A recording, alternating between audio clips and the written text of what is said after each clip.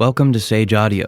Today we're talking about how to sidechain. But first, if you have a mix that you need mastered, send it to us at sageaudio.com to receive a free mastered sample of it. Internal sidechain. When mixing or mastering, an internal sidechain is typically an internal equalizer with which you can determine which frequencies trigger the processor. For example, I can use a compressor's internal sidechain to make the high frequencies not trigger the compressor by introducing a low-pass filter. Let's take a listen to it. I know you don't wanna talk, but just pick up the phone.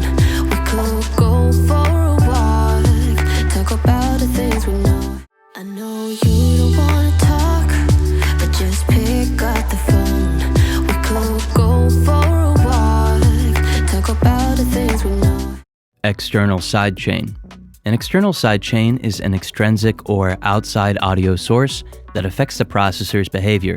For example, I could use a kick as an external sidechain on a compressor, and whenever the kick hit, the compressor would respond. This feature has multiple creative and practical applications when mixing and mastering.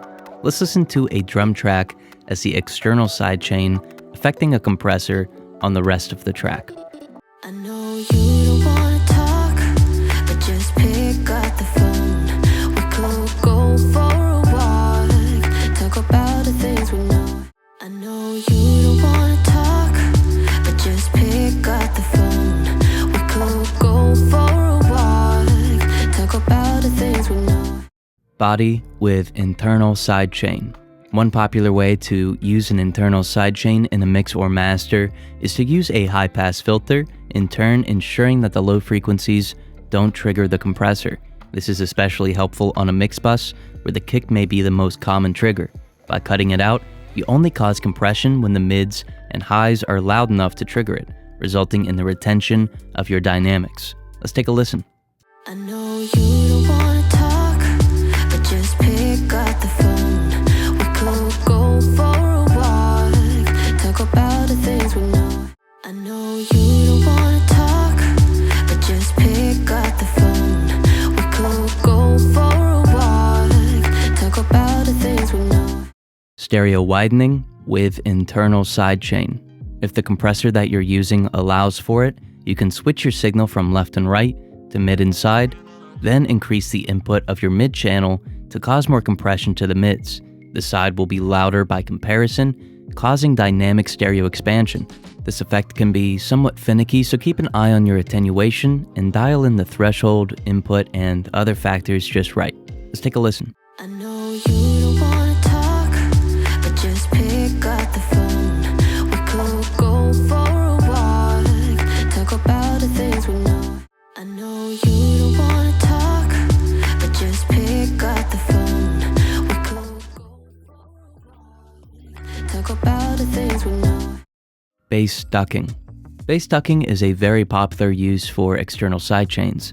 With it, you can attenuate the bass whenever the kick hits to create more room in the low end. This helps clear some of the space in the low end since the two instruments are both powerful and occupy roughly the same space. Simply put, the compressor goes on the bass track and the external sidechain is set to the kick track. Let's take a listen.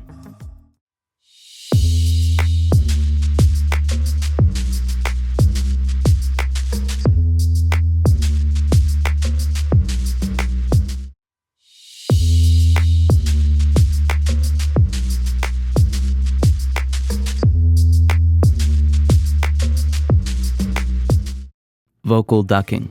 Vocal ducking is popular in live performances or when a DJ needs to break in and say something, but if used very subtly, it can work well in rap and pop tracks. Using the vocal as the external sidechain, you can attenuate the full mix. If you do try to do this, be sure that the attenuation isn't more than 0.5 dB since it can become really noticeable quickly. Let's take a listen. I know you don't wanna talk, but just pick up the phone. We could go for a walk, talk about the things we know.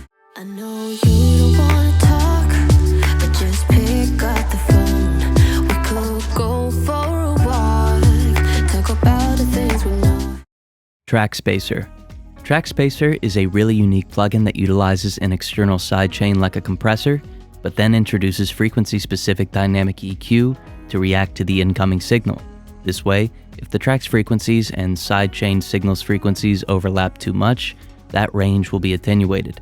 The low and high cut help you isolate the range and use the amount dial to control how much attenuation occurs. Let's take a listen. I know you don't wanna talk, but just pick up the phone. We could go for a walk, talk about the things we know. I know you don't wanna talk, but just pick up the phone. We could go for a walk, talk about the things we know. Automating external sidechain. Automating your external sidechain can be a little difficult since the send occurs pre-fader or can't be controlled by adjusting the fader, mute, or other functions. With that in mind, it's best to automate the settings within the plugin that you're using. Typically, the threshold is the easiest option. Let's automate the threshold of the compressor and in turn the amount of compression caused by the external sidechain. I know you don't wanna talk, but just pick up the phone. We could go for a walk, talk about the things we know. I know you don't wanna talk, but just pick up the phone. We could go for a walk, talk about the things we know. Constant attenuation.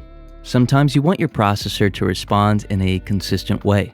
In other words, you don't want it to respond dynamically, but instead introduce identical processing consistently. To accomplish this, set up a signal generator, mute it, and set it as the external sidechain to your compressor. Then adjust the threshold until you get the exact amount of attenuation that you want. Let's take a listen. I know you don't wanna talk, but just pick up the phone. We could go for a walk, talk about the things we know. I know you don't wanna talk, but just pick up the phone. We could go for a walk, talk about the things we know. If you have a mix that you need mastered, send it to us at sageaudio.com to receive a free mastered sample of it. Also, subscribe to stay up to date on all of our latest videos. Thank you so much for watching.